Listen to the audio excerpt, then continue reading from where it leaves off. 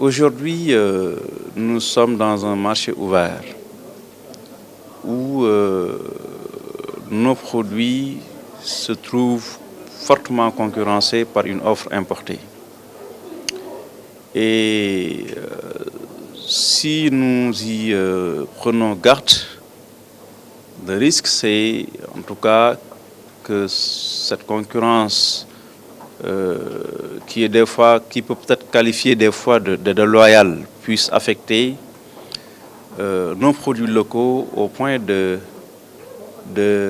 tout cas de faire porter un sacré coup à la production. Des outils sont prévus au niveau communautaire comme au niveau multilatéral. Nous utilisons ces outils. C'est le cas de la TCI, la taxe conjoncturelle à l'importation, que nous utilisons pour le sucre, le lait liquide, le concentré de tomates et les jus. Parce que sur toutes ces productions, nous avons une offre locale à protéger.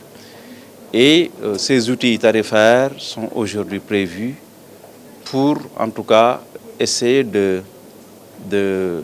restreindre l'importation, mais via la fiscalité. Mais la fiscalité, à elle seule, ne suffit pas. Ce qui fait qu'au-delà de ces instruments, nous parvenons à mettre en place des dispositifs consensuels, discuter avec les acteurs pour tomber d'accord sur des schémas qui puissent nous permettre, en tout cas,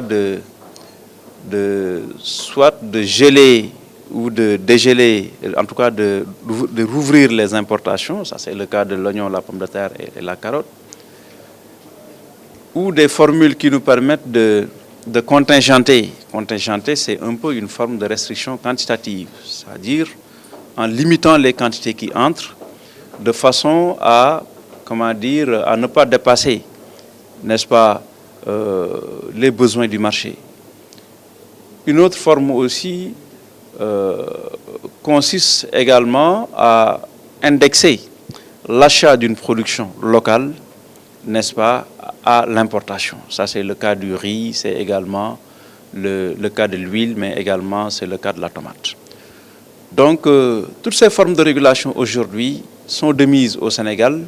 Et aujourd'hui, les résultats qui ont été notés sont des résultats tout à fait satisfaisants, qui font qu'aujourd'hui, il y a beaucoup d'acteurs qui sont dans d'autres segments d'activité qui interpellent l'État à ouvrir davantage ces formes de régulation à ces secteurs d'activité.